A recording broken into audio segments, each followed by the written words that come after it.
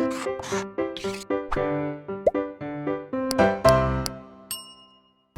Students, welcome back to blueprint digital. This is your own Shalini ma'am. अभी तक अगर आपने इस चैनल को सब्सक्राइब नहीं करा है तो सबसे पहले इस चैनल को सब्सक्राइब करें, और आपको ये वीडियो पसंद आती है तो इसे लाइक करें और अपने फ्रेंड्स के साथ शेयर करें। और कोई भी क्वायरी हो आप नीचे कमेंट सेक्शन में लिख कर भेज सकते हैं। Definitely you will get the reply. Okay students, मैंने अपनी पिछली वीडियो के अंदर आपको सेल थियरी के बारे में बताया था, सेल की डिस्कवरी के बारे में बताया था। साइटोप्लाज्म अभी हम पढ़ेंगे उसमें। इसके अलावा हमने बताया था कि सेल जो होता है 3 पार्ट्स से मिलकर बनता है। One is cell membrane, another is nucleus and third is cytoplasm. ठीक है, न्यूक्लियस और सेल मेम्ब्रेन के बारे में हम पढ़ चुके हैं, सेल वॉल के बारे में भी हम पढ़ चुके हैं अपनी पिछली वीडियोज़ में। आज जो इस वीडियो के अंदर है हम टॉपिक लेंगे जो थर्ड पार्ट है एक सेल का, दैट इज़ साइटोप्लाज्म, उसके बारे में पढ़ेंगे। ठीक है, तो अगेन अ स्मॉल रिव्यू कि एक सेल जो होता है, चाहे वो प्लांट सेल हो चाहे एनिमल सेल हो, वो 3 पार्ट्स में डिवाइडेड होता है। One is cell membrane, the outer covering, जो प्रोटेक्टिव लेयर होती है। ठीक है, प्लांट सेल में सेल मेम्ब्रेन के साथ साथ बाहर एक और लेयर होती है which is called cell wall. ठीक है, प्लांट सेल के अंदर सेल वॉल भी होती है और देन इनर होती है सेल मेम्ब्रेन। ठीक है, ये कॉन्सेप्ट हमने पीछे क्लियर कर लिया था। पर एनिमल सेल के अंदर सेंटर में न्यूक्लियस, ठीक है, ये न्यूक्लियस है, और यहां पर होती है खाली cell membrane. Okay, nucleus and this is cell membrane, this is the protective layer. Nucleus को छोड़कर सेल के अंदर, इस सेल मेम्ब्रेन के अंदर ये जितना भी पार्ट है, this is known as cytoplasm. Nucleus को छोड़कर, इस पोर्शन को छोड़कर जो रिमेनिंग पोर्शन है, ठीक है, this remaining portion is known as cytoplasm. So basically cytoplasm है क्या? ठीक है, आइए देखते हैं। The liquid part of the cell in which other organelles float. अब ये साइटोप्लाज्म खाली लिक्विड पोर्शन नहीं है, इसके अंदर बहुत सारी ऑर्गेनेलीज पाई जाती हैं। ठीक है, मेनी ऑर्गेनेलीज। ऑर्गेनेलीज ऑर्गन का छोटा मिनिएचर होता है ऑर्गेनेलीज। ठीक है, क्योंकि सेल अपने आप में ही बहुत माइन्यूट स्ट्रक्चर है, तो इसके अंदर जो ऑर्गन्स होते हैं, स्मॉल ऑर्गन्स होते हैं, उनको हम कहते हैं ऑर्गेनेलीज। ठीक है, तो साइटोप्लाज्म बेसिकली है क्या? सेल के अंदर, अगर हम सेल मेम्ब्रेन के अंदर देखें तो cell membrane is the outer covering, उसके अंदर होता है न्यूक्लियस। न्यूक्लियस को छोड़कर जो रिमेनिंग पोर्शन है, ये जो रेड और ब्लू में मैंने कवर किया हुआ है डॉटेड लाइन से, जिसके अंदर सेल ऑर्गेनेलीज फ्लोट करती रहती हैं, इस पोर्शन को हम कहते हैं cytoplasm. So this is called cytoplasm. And cytoplasm consist of 2 parts, one is cytosol and another is cell organelles. अब साइटोसोल क्या, मैंने आपको बताया, एक फ्लूइड है जिसके अंदर सेल ऑर्गेनेलीज फ्लोट करती रहती हैं। तो जो फ्लूइड है उसके अंदर, ठीक है, द लिक्विड पार्ट जो है इसके अंदर, द साइटोसोल, उसे हम कहते हैं cytosol, the aqueous component of the cytoplasm. ठीक है, जो फ्लूइड होता है जिसके अंदर सेल ऑर्गेनेलीज फ्लोट करती रहती है, उसे हम कहते हैं साइटोसोल। ठीक है, cell organelles, these are the internal organ of the cell responsible for carrying out a particular work, to keep the cell alive. ठीक है, जैसे हमारी बॉडी के अंदर डिफरेंट ऑर्गन्स होते हैं जो हमारी बॉडी के अंदर डिफरेंट फंक्शन परफॉर्म करते हैं, वैसे ही सेल के अंदर डिफरेंट ऑर्गेनेलीज होती हैं। हम उन्हें ऑर्गन्स नहीं कहते, उन्हें ऑर्गेनेलीज कहते हैं। वो ऑर्गेनेलीज होती हैं जो सेल के अंदर डिफरेंट फंक्शन परफॉर्म करती हैं। तो हर ऑर्गेनेली का एक स्पेसिफिक फंक्शन है। जैसे हमारी बॉडी में हमारे आइज़ का क्या है, हमारा साइट है, ईयर्स का क्या है, हियरिंग है। तो हर ऑर्गन का एक स्पेसिफिक फंक्शन है। हार्ट का क्या है, पंपिंग ऑफ ब्लड, ठीक है ना, इस तरह से किडनी का क्या है, फिल्ट्रेशन ऑफ ब्लड। तो इस तरीके से हर एक ऑर्गन का एक स्पेसिफिक फंक्शन है। ऐसे ही सेल के अंदर जितनी ऑर्गेनेलीज हैं उनका एक स्पेसिफिक फंक्शन होता है। सो अभी तक की बात आपको समझ में आ गई। Cell is made up of 3 parts, one is cell membrane, another is nucleus and third is cytoplasm.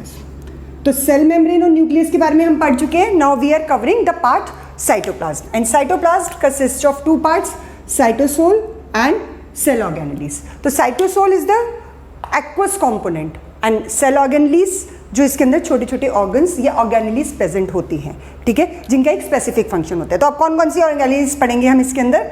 Endoplasmic reticulum, Golgi apparatus, lysosome, mitochondria, plastid, vacuoles and ribosomes, ठीक है। Now there is another term protoplasm. Protoplasm का क्या मतलब है?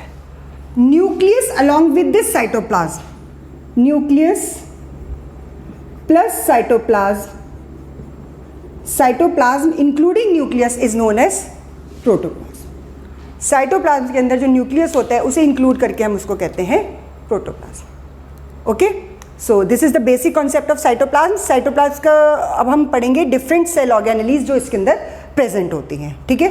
So let's start with endoplasmic reticulum. Okay students, हमारी पहली organelle है endoplasmic reticulum. Endoplasmic reticulum जो होती है, मैं आपको बता दूं कैसे स्टार्ट होती है। Supposedly this is the plasma membrane, ये हमारा न्यूक्लियस है। इसकी जो स्टार्टिंग होती है न्यूक्लियस की न्यूक्लियर वॉल से लेकर प्लाज्मा मेम्ब्रेन तक इसका इंटर्शन जा सकता है, ठीक है, और कुछ फॉर्म में यहाँ पर ये ब्रेकिंग में भी मिलती है। नाउ ये कुछ इसका स्ट्रक्चर दे रखा है मैंने यहाँ पर। पहले जानते हैं एंडोप्लाज्मिक रेटिकुलम का स्ट्रक्चर होता कैसे है। It is the network of membrane present in cytoplasm. एक तो सबसे पहली चीज़ है ये मेम्ब्रेन बाउंडेड ऑर्गेनेली है, इसके चारों तरफ मेम्ब्रेन होती है, मेम्ब्रेन बाउंडेड है, ठीक है, ओपन नहीं है। These are present in eukaryotic cell, eukaryotic cell में पाई जाती है। दूसरी चीज़, ये 3 फॉर्म में endoplasmic reticulum is found in 3 forms, long tubule, vesicles और सिस्टर्नी, ठीक है।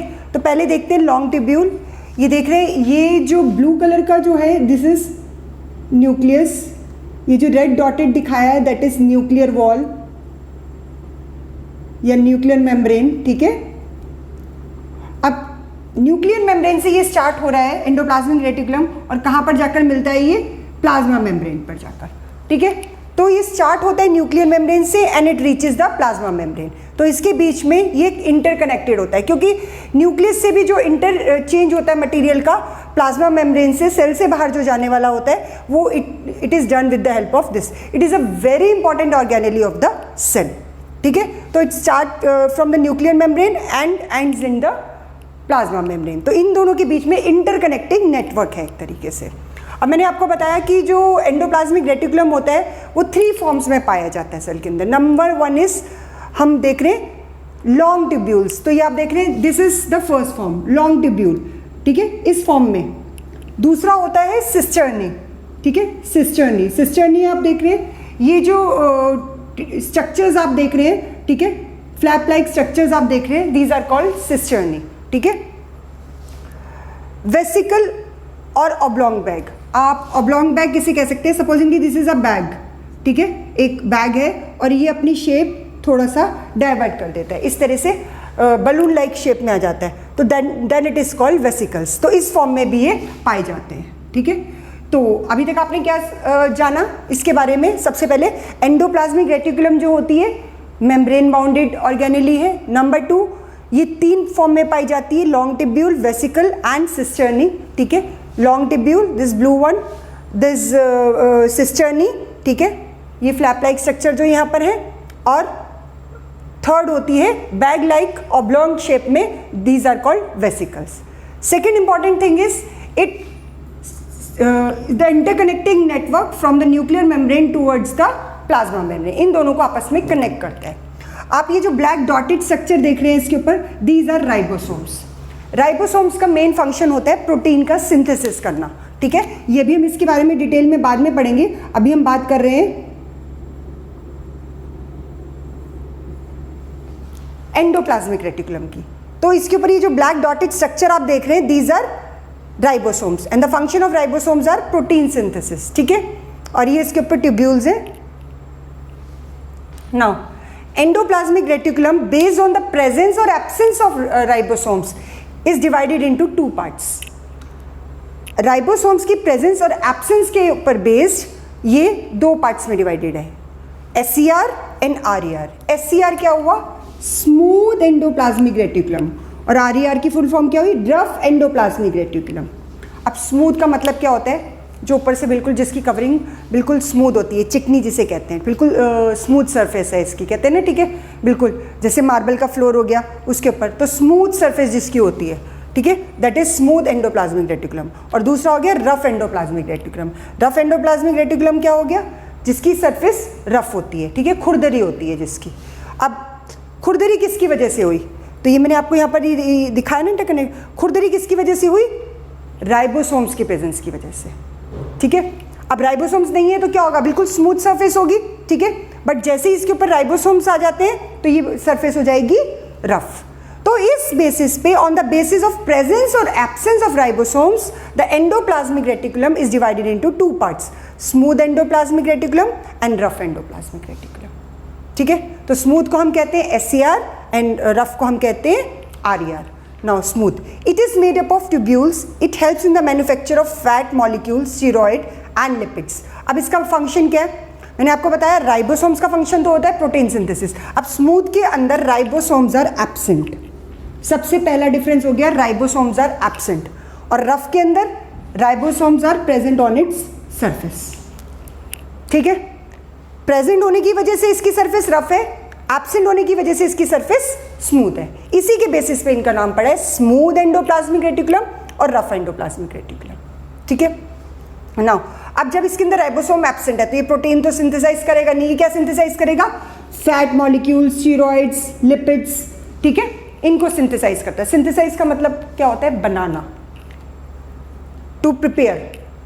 अब ये किसका बना हुआ है? ये वेसिकल्स का बना हुआ है। ये किसका बना हुआ है? ये ट्यूब्यूल्स का बना हुआ है। ट्यूब्यूल्स मैंने आपको बताई, these are tubules and these are vesicles. कैसी होती है? ठीक है, ऑब्लॉन्ग बैग शेप, ठीक है। तो अब ये जो रफ एंडोप्लाज्मिक रेटिकुलम है, help in the manufacture of protein, और ये किसके उसमें हेल्प करते हैं? Fat, steroid and lipids. क्योंकि इनके पास राइबोसोम्स नहीं है तो ये प्रोटीन नहीं बनाएंगे, इनके पास राइबोसोम्स है तो ये क्या बनाएंगे? प्रोटीन। क्योंकि राइबोसोम्स का मेन फंक्शन क्या होता है? Protein synthesis. तो अभी तक हमने जो बेसिक चीज इसके बारे में जानी है, एंडोप्लाज्मिक रेटिकुलम 3 फॉर्म में पाया जाता है। मेम्ब्रेन बाउंड ऑर्गेनेली है, न्यूक्लियर मेम्ब्रेन से स्टार्ट होता है, reaches up to plasma membrane. 2 types, smooth endoplasmic, rough endoplasmic, ribosomes absent, ribosome present, made up of tubules, made up of vesicles.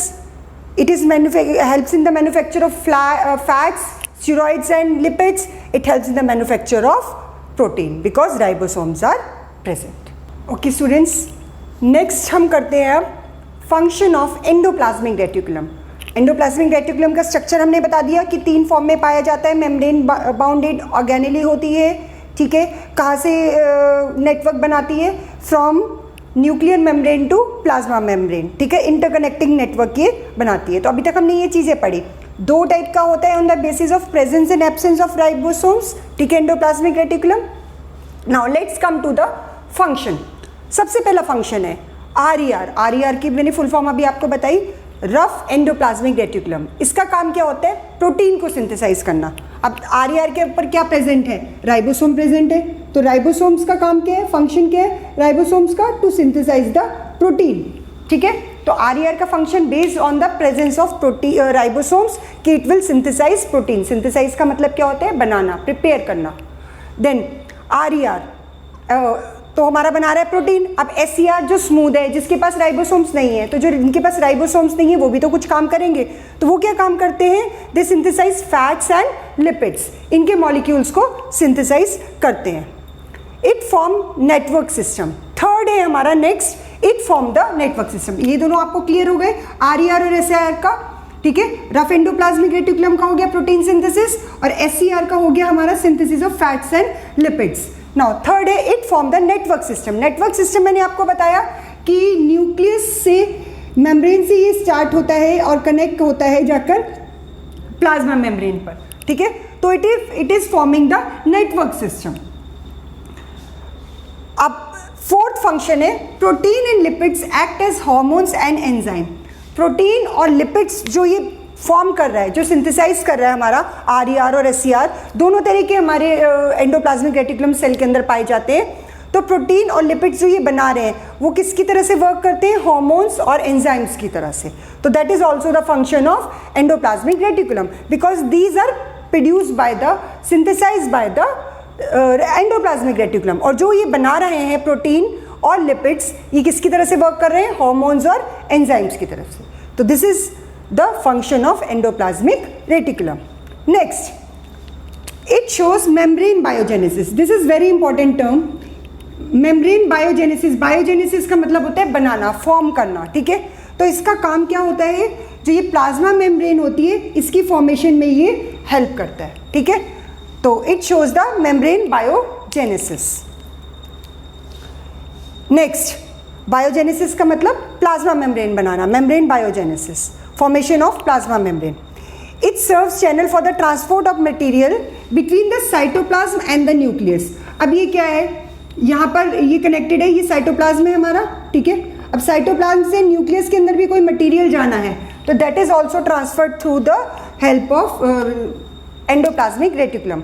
तो कोई भी मटेरियल जो हमारा ट्रांसपोर्ट हो रहा है साइटोप्लाज्म से न्यूक्लियस के अंदर, तो वो that is done with the help of endoplasmic reticulum. Detoxifies poison and drug. अब कोई हार्मफुल डिटॉक्सिफिकेशन करना है, कोई हार्मफुल ड्रग एंटर कर गई है सेल के अंदर, कोई हार्मफुल पॉइजनस सब्सटेंस है तो उसको भी डिटॉक्सिफाई करता है, उसे सेल से बाहर निकाल देता है, ठीक है। That is also the very important function of endoplasmic reticulum. 8, provide space for biochemical activities.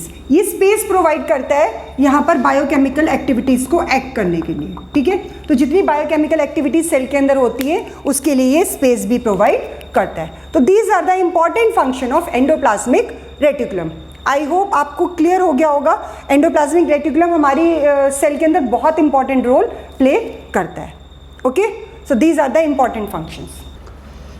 Okay student, हमारा नेक्स्ट ऑर्गेनेली है गोल्जी एपरेटस। गोल्जी एपरेटस का स्ट्रक्चर कुछ सिमिलर आपको दिखाई देगा एंडोप्लाज्मिक रेटिकुलम की तरह, क्योंकि काफ़ी सारे जो इसके पार्ट्स हैं वो बिल्कुल सिमिलर हैं जैसे एंडोप्लाज्मिक रेटिकुलम में होते हैं।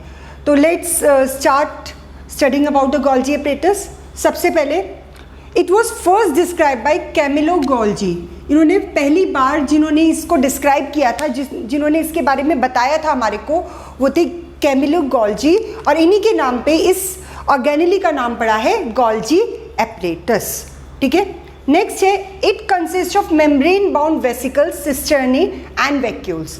अब ये भी 3 फॉर्म में पाया जाता है, जैसे हमारा एंडोप्लाज्मिक रेटिकुलम 3 फॉर्म में पाया जाता है, ये भी 3 फॉर्म में पाया जाता है। एक है वेसिकल्स, सिस्टर्नी एंड वैक्यूल्स, ठीक है। वेसिकल्स मैंने आपको बताया था कि क्या होते हैं, bag like, sac like structures होते हैं, ठीक है। सिस्टर्नी ये इस तरीके के ट्यूबुलर स्ट्रक्चर्स हैं, ठीक है। और वैक्यूल्स जो होते हैं कुछ ना कुछ इनके अंदर कंटेन होता है। वैक्यूल, अभी इसके बारे में डिटेल हम आगे पढ़ेंगे वैक्यूल्स के बारे में। तो ये 3 फॉर्म में जो गोल्जी एपरेटस होते हैं वो पाए जाते हैं, ठीक है। ना सिस्टर्नी आप ये देख रहे हैं जैसे एंडोप्लाज्मिक रेटिकुलम के अंदर था, सेम वैसे ही इसके अंदर भी सिस्टर्नी होते हैं। ये जो एक दूसरे के ऊपर ट्यूबुलर स्ट्रक्चर आप देख रहे हैं, these are called cisternae. Cisternae are arranged parallel to each other, एक दूसरे के पैरेलली अरेंज्ड है, देख रहे हैं ना आप, एक दूसरे के पैरेलली अरेंज्ड है ये।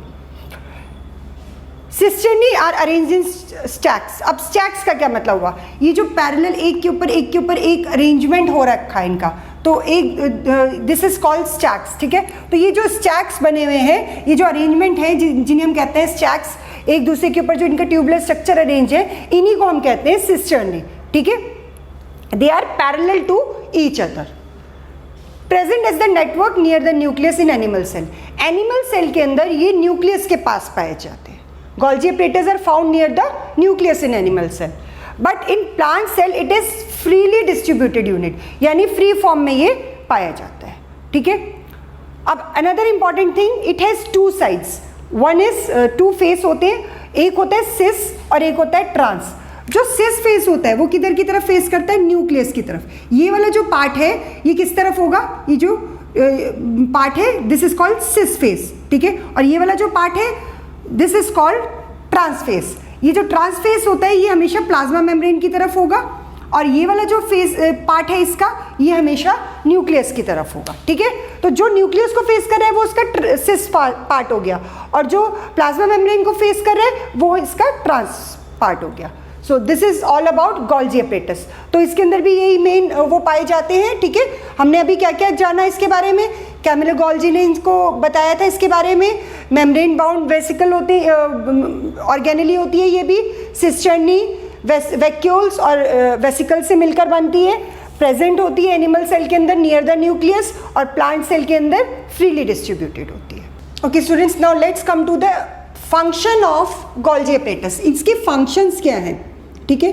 Function of Golgi apparatus, there are the 3 main important functions of Golgi apparatus. आइए इनको समझते हैं। मैंने अभी आपको बताया कि इसके 2 फेस होते हैं, 2 पार्ट्स होते हैं, 2 साइड्स होती हैं। एक होती है सिस और एक होती है ट्रांस। ट्रांस साइज जो होती है वो प्लाज्मा मेम्ब्रेन की तरफ होती है, सिस जो इसका फेस होता है वो न्यूक्लियस की तरफ होता है। अब होता है क्या है फंक्शन, सबसे पहला important function, stores modified packages, ठीक है, पैकेजेस द प्रोडक्ट, ठीक है। अब ये कैसे करता है, न्यूक्लियस के अंदर, supposedly this is a nucleus, ठीक है, इसके अंदर से जो भी प्रोटीन जो भी सब्सटेंस थे, ठीक है, वो निकले, वो किस फॉर्म में निकले, ठीक है, जो भी इसके बाय प्रोडक्ट्स थे जो इसके अंदर सिंथेसाइज हो रहा है वो निकला इसमें, ठीक है। चाहे वो यूजफुल है, चाहे वो सेल के लिए, चाहे वो बाय प्रोडक्ट है जो सेल से बाहर जाने हैं, वेस्ट मटेरियल है जो सेल से बाहर जाना है, वो इस वैक्यूल के अंदर मॉडिफाई होते हैं, ठीक है, स्टोर होते हैं, ठीक है, किधर की तरफ, सिस फेस की तरफ, ठीक है। तो ये जो न्यूक्लियस, ये जो है मटेरियल को इधर सिस फेस की तरफ, जो भी इसमें से निकल रहा है मटेरियल, वो सिस फेस की तरफ वैक्यूल की फॉर्म में स्टोर करता है, मॉडिफाई करता है, ठीक है। मॉडिफाई इसलिए करता है ताकि वो इसके अंदर एंटर कर सके, और यहाँ से एंटर करके, आपको पता है ये जिसका जो ट्रांसफेस है ये किससे कनेक्टेड है, प्लाज्मा मेम्ब्रेन से, ठीक है। अब ये प्लाज्मा मेम्ब्रेन से वैक्यूल की फॉर्म में ही प्लाज्मा मेम्ब्रेन से ये बाहर, सेल से बाहर थ्रो कर दिया जाता है। अगर ये वेस्ट प्रोडक्ट है तो प्लाज्मा मेम्ब्रेन की हेल्प से ये बाहर थ्रो कर दिया जाता है वैक्यूल की फॉर्म में ही, ठीक है, जो क्योंकि क्या है, मॉडिफाई हो चुका ना, मॉडिफाई हुआ है, पैकेज किया गया प्रोडक्ट को, ठीक है, और उसको बाहर निकाल दिया गया है, ठीक है। तो जो वेस्ट प्रोडक्ट है वो बाहर निकाल दिए जाते हैं, या फिर कोई यूजफुल सब्सटेंस है जो न्यूक्लियस ने सिंथेसाइज किया, तो इसके थ्रू, सिस फेस के थ्रू ही यहाँ से ट्रांस फेस में सेल के अंदर एंटर कर जाता है, ठीक है। तो यहीं से, यानी कि गोल्जी एपरेटस की हेल्प से ही जो न्यूक्लियस ने बाय प्रोडक्ट बनाए हैं वो पहले स्टोर होता है वैक्यूल में, मॉडिफाई होता है, ठीक है, दूसरे फॉर्म में, और पैकेज होकर ये बाहर, या तो सेल से बाहर आना है अगर वेस्ट प्रोडक्ट है not required by the cell, और या फिर अगर कोई यूजफुल सब्सटेंस है, सेल की किसी और ऑर्गेनेली में पहुंचना है, साइटोप्लाज्म में पहुंचना है, तो वैक्यूल की फॉर्म में ये यहाँ पर पहुंच जाता है सेल के अंदर, ठीक है। So this is the first important function. Then simple sugar को कॉम्प्लेक्स शुगर में कन्वर्ट करता है, ये भी इसका मेन फंक्शन है। Then involve in the formation of lysosomes. Lysosomes भी एक ऑर्गेनेली होती है, सेल ऑर्गेनेली होती है, अभी हम आगे पढ़ेंगे, तो उसकी भी फॉर्मेशन के अंदर ये हेल्प करता है। बट जो मेन फंक्शन है, ये स्टोर करता है, मॉडिफाई करता है, पैकेज करके मटेरियल को या तो सेल से बाहर रिमूव कर देता है अगर वो नहीं रिक्वायर्ड है, और या फिर सेल के अंदर ही साइटोप्लाज्म में या किसी और ऑर्गेनेली तक पहुंचाना है in the form of vacuole only, क्योंकि वैक्यूल की फॉर्म में ही वो मॉडिफाई होकर निकलता है, ठीक है। So these are the important function of Golgi apparatus. Okay student, तो इस वीडियो के अंदर हमने 2 सेल ऑर्गेनेलीज कवर किए हैं, ठीक है। One is Golgi apparatus and another is endoplasmic reticulum.